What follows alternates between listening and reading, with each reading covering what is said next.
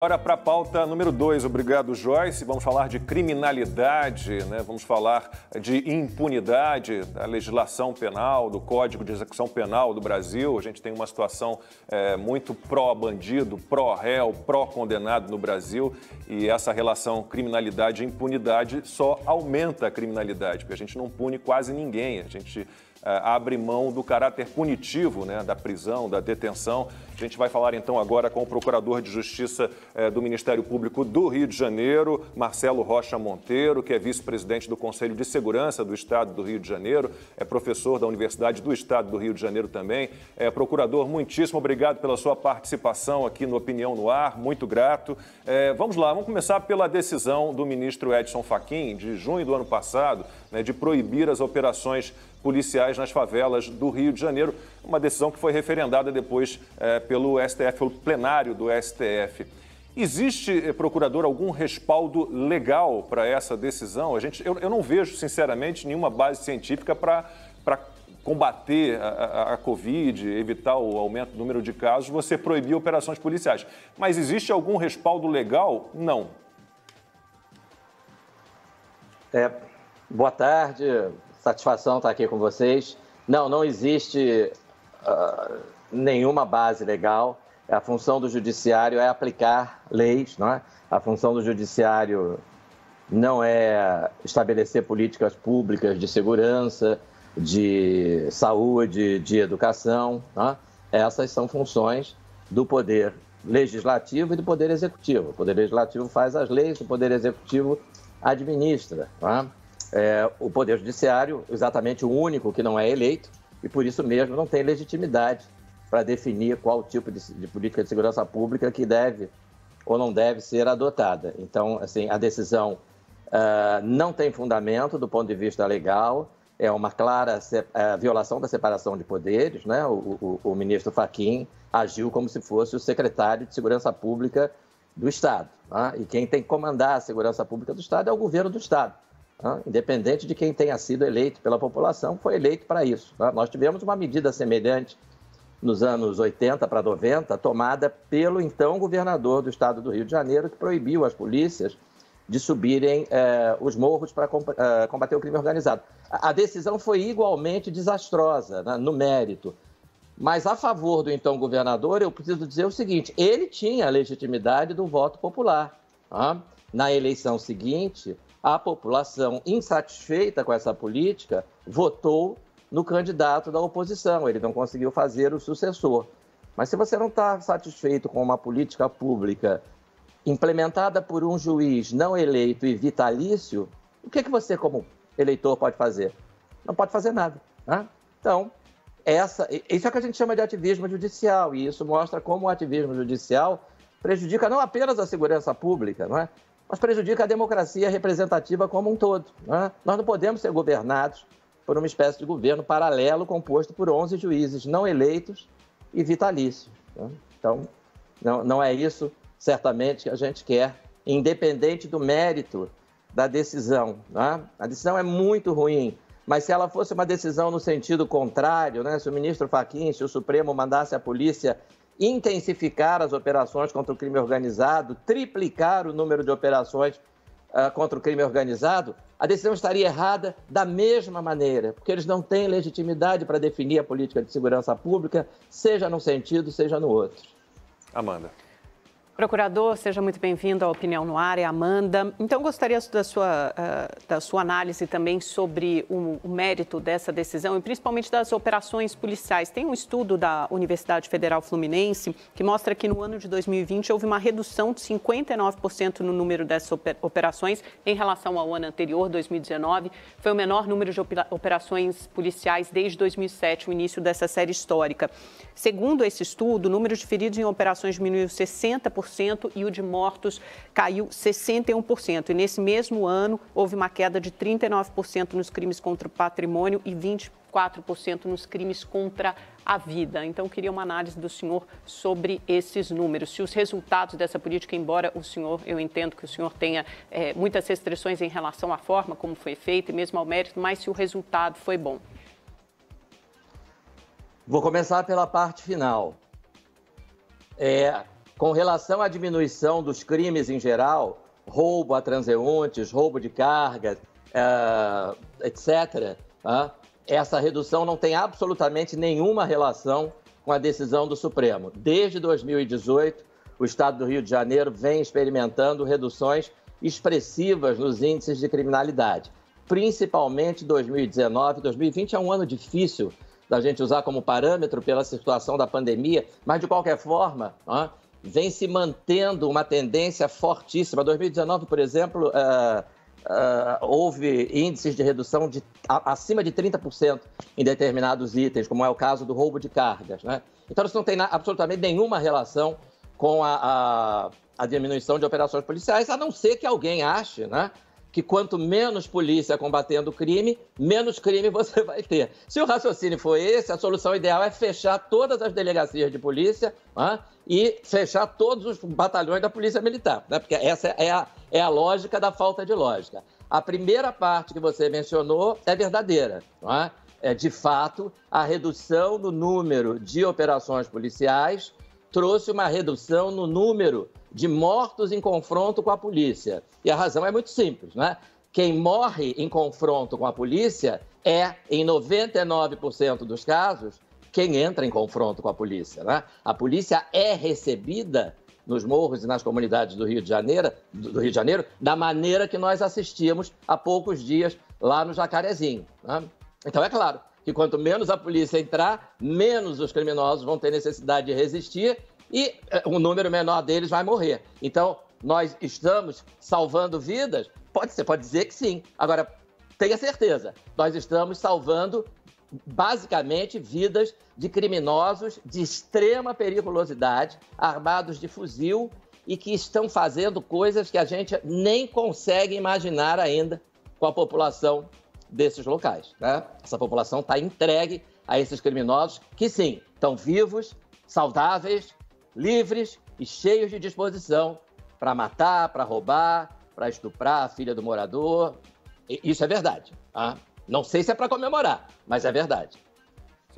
Procurador, boa tarde. Eu vou pegar, então, o fio desse final da sua resposta para tentar colocar aqui alguns pontos para que o senhor avalie, né? Porque nesse período onde houve comprovadamente redução de operações policiais, a gente não acredita que o tráfico diminuiu, pelo contrário. E nesse período também, esses criminosos se armaram mais com armas mais letais, capazes de derrubar blindados, derrubar helicópteros, que aí, por sinal, não podem sobrevoar por conta de uma decisão do Supremo Tribunal Federal. Eu acompanhei uma entrevista recente do senhor a uma emissora de rádio, na qual o senhor citava, por exemplo, até a construção de casa-mata, que eles montam, que é algo que remete à Segunda Guerra Mundial, aquelas trincheiras de alvenaria, onde só se coloca o fuzil, não é mesmo, para derrubar os policiais que estão subindo. São bunkers com vários andares. Ou seja, é muito complicado imaginar que a polícia vai entrar lá com flores na mão ou simplesmente munidas de informação, ainda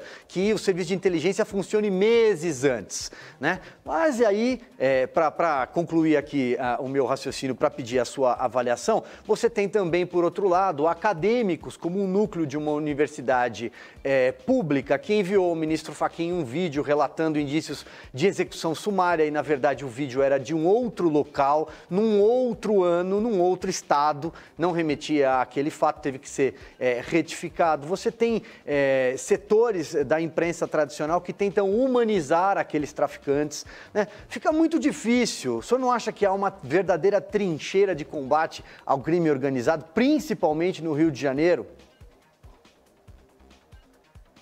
No Rio de Janeiro tem uma verdadeira trincheira de combate ao crime organizado, né? Nós temos um negócio chamado Frente Estadual pelo Desencarceramento. Se vocês puserem no Google, vão achar a carta de princípios, né, dessa frente, né? E vocês vão encontrar trechos como, por exemplo, o item 12, que diz que é preciso haver um debate crítico acerca da, aspas, falida e danosa política de guerra às drogas, de modo a avançar no sentido do seu fim, do fim da guerra às drogas, do fim do combate às drogas. pois a guerra às drogas é a principal causa do encarceramento e da violência. Então, a principal causa do encarceramento e da violência não é o tráfico de drogas, segundo esses iluminados acadêmicos. Não é? A principal causa é o combate ao tráfico. Puxa vida, se nós deixássemos os traficantes em paz, né, para que eles pudessem vender sua cocaína à vontade, comprar os seus fuzis, construir as suas casamatas, construir os bloqueios, como eles estão fazendo, né? Então, vocês vão ver, né, se tiverem curiosidade, essa carta de princípios é assinada por várias ONGs, daquelas bem conhecidas, que pregam o desencarceramento de criminosos em geral e de traficantes em particular. Justiça Global, Conectas, deputado Marcelo Freixo, na época que assinou essa declaração, deputado estadual, deputado Renato Cinco, também do PSOL. Há uma lista enorme de coletivos, ONGs, acadêmicos. Tem um professor da Universidade Federal do Rio de Janeiro que se apresenta como especialista em segurança pública e que diz que tráfico de drogas no Rio não tem nada a ver com violência. E os traficantes são apenas pequenos comerciantes. Tá? Então, sim, Silvio, é um problema isso aqui, porque você precisa vencer não apenas os criminosos, né? Mas você precisa vencer aqueles que usam as suas tribunas, os seus cargos públicos, né, para se manifestar demonizando a polícia e pedindo desencarceramento de traficante, dizendo que traficante não faz mal algum. 48% dos homicídios hoje no Rio são causados pelo tráfico. É a estimativa que a gente tem. Praticamente a metade. Eu trabalhei 20 anos no Tribunal do Júri, basicamente trabalhava com homicídio. Tinha uma hora que eu pensava que eu trabalhava com tráfico, porque de cada 2 processos que eu tinha, em o homicídio tinha alguma relação com tráfico. Ou era disputa de facção, ou era o traficante que matou o usuário que ficou devendo, né? Ou era, enfim, tem coisas aqui que eu precisaria de um programa maior para contar, casos de filhos que foram mortos, que foram visitar, o filho foi visitar o pai, né? Ele não conhecia o pai foi embora quando a mãe estava grávida dele, com 18 anos ele conheceu o pai e foi visitar o pai, passou a ter um relacionamento com ele. O menino de 18 anos, trabalhador, estudante, sem antecedentes, morava numa comunidade dominada pelo Terceiro Comando. O pai morava próximo, mas numa outra comunidade dominada pelo Comando Vermelho. O Comando Vermelho não admite que o morador de uma comunidade dominada pela facção rival pise lá, mesmo que não tenha nada a ver com tráfico. Né? Então arrancaram o menino da sala da casa do pai, estava vendo futebol com o pai aos domingos, estava construindo essa relação com o pai. Amarraram num carro, puseram a boca no cano de descarga, deram volta, uma morte horrível, né? E depois esse pai na minha frente na audiência dizendo, aí não sei o que aconteceu, ele saiu da minha casa, foi embora, não sei como ele morreu. Aí acaba a audiência, vai todo mundo embora e eu subo para o meu gabinete, daqui a meia hora o juiz me liga e diz, Marcelo, desce aqui, o que houve? O seu João voltou aqui. Como voltou? A audiência já acabou. Ah, que coisa. Ele voltou e entrou no meu gabinete e disse, seu juiz, me desculpe, né? E começou a chorar. O senhor sabe que eu menti, né? Você sabe que foram eles mesmos que mataram meu filho, tiraram da sala na minha frente. Mas eu moro lá, seu juiz. Né? Se eu disser a verdade, quem morre sou eu. Imagina o pai mentindo na frente dos assassinos do filho, dizendo para o juiz e para mim que ele não sei o que aconteceu. Né? É essa a realidade que essa gente vive. Né? A polícia é a única esperança que essas pessoas têm. Né? E que o Supremo, essas ONGs e todo esse pessoal pró-bandido, porque não tem outra palavra, né? É pró-bandido, é isso. Né? É isso. Já pensou proibir a presença da polícia do Leblon, né? Na Barra da Tijuca? Já pensou a gritaria? Né? Então, a população mais humilde das 1.413 comunidades do Rio dominadas pelo crime organizado está entregue. A única esperança deles é a polícia. Mas eles não podem dizer isso. Eles não são reféns da polícia, eles são reféns dos traficantes. Daqui a pouquinho, a pergunta do Rodrigo Constantino. Agora, um recado para você que acompanha o Opinião no Ar. O inverno está quente aqui na Rede TV com o Festival de Prêmios Inverno da Sorte. E para você que é assinante, a gente dá vantagens exclusivas. Então faz o seguinte, aponte a câmera do seu celular para esse QR Code aqui na tela e ganhe 150 pontos. Você vai juntando pontos e pode até triplicar suas chances de ganhar. Mas tem que pegar seus pontos agora, porque o QR Code fica aqui na tela por apenas 5 minutos. São muitas chances de ganhar prêmios incríveis no Festival de Prêmios Inverno da Sorte do Rede TV Plus.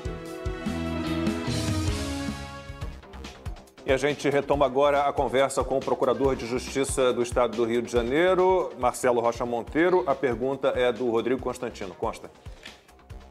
Marcelo, em primeiro lugar, é um grande prazer tê-lo aqui, né? Inclusive, eu vou puxar um gancho com base no livro que eu tenho assinado por você, com a dedicatória, você é um dos autores do Inquérito do Fim do Mundo, em relação ao seguinte, né?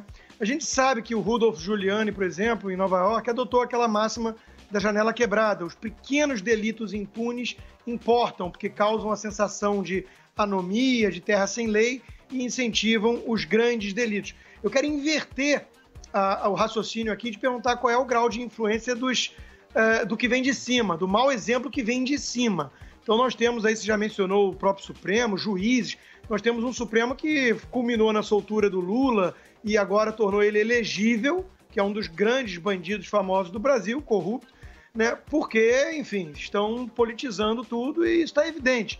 Qual é o impacto que isso tem no crime do dia a dia?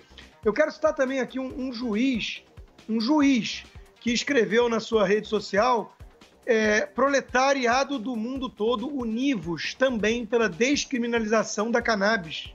Quer dizer, um juiz que escreve isso de forma aberta, né?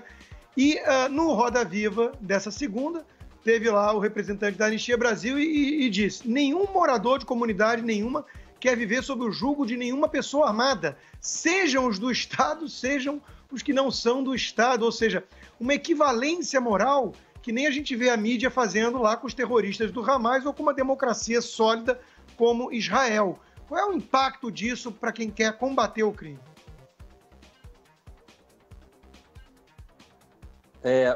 Constantino, alegria aqui reencontrá-lo. É mais uma barreira, né? É mais uma dificuldade, né?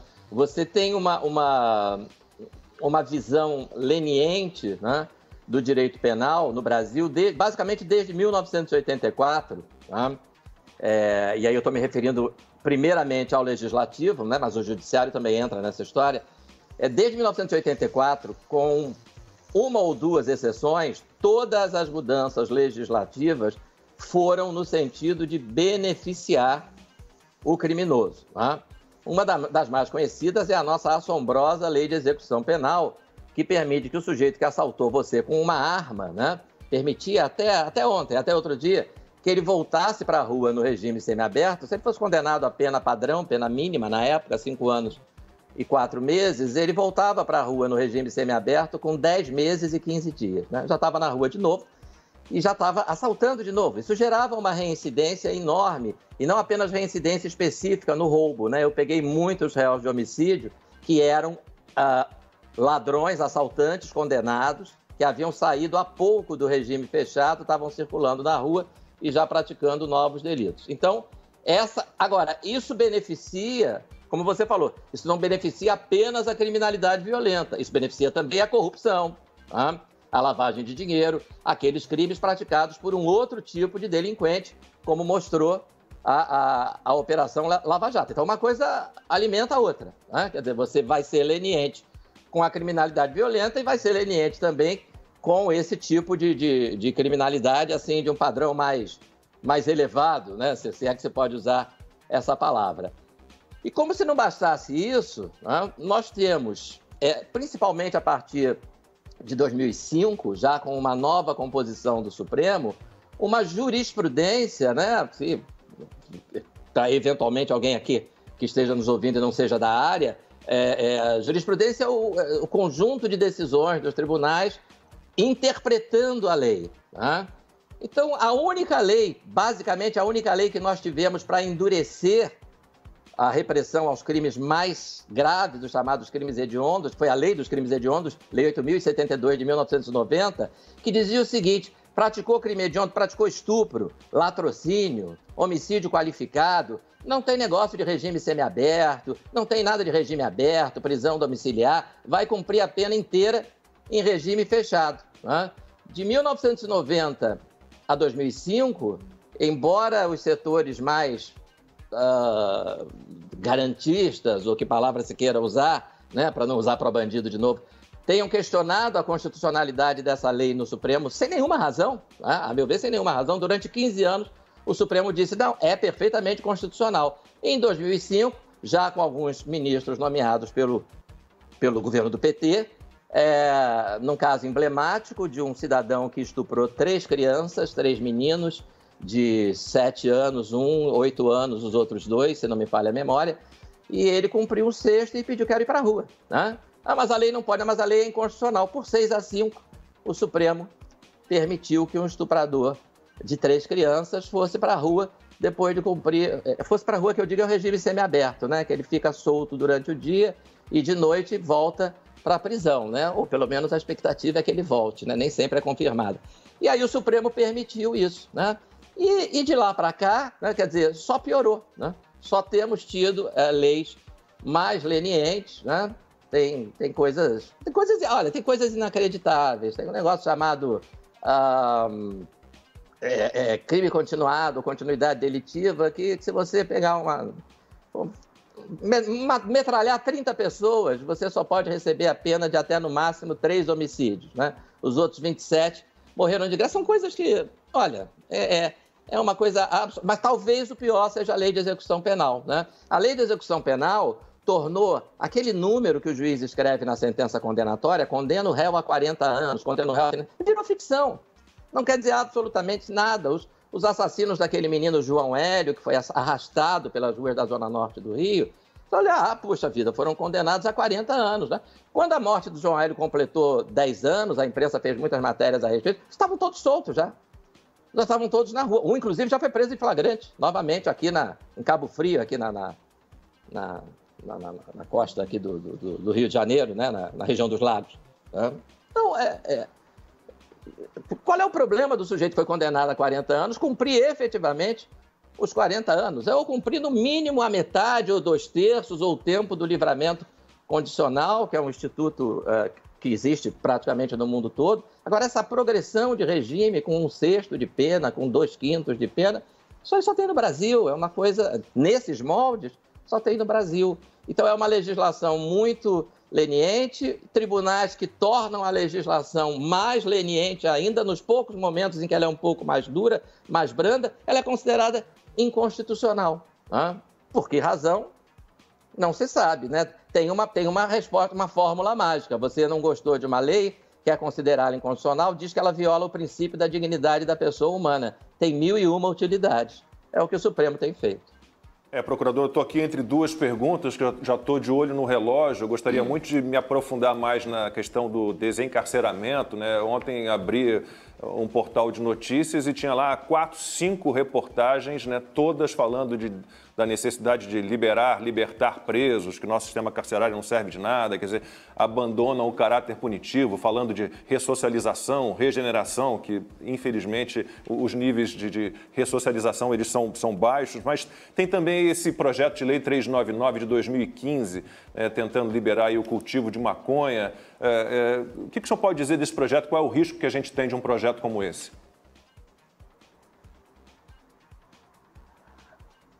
Olha, o que eu tenho a dizer com relação à legalização de droga, do que diz respeito, eu quero focar na questão da segurança pública, né?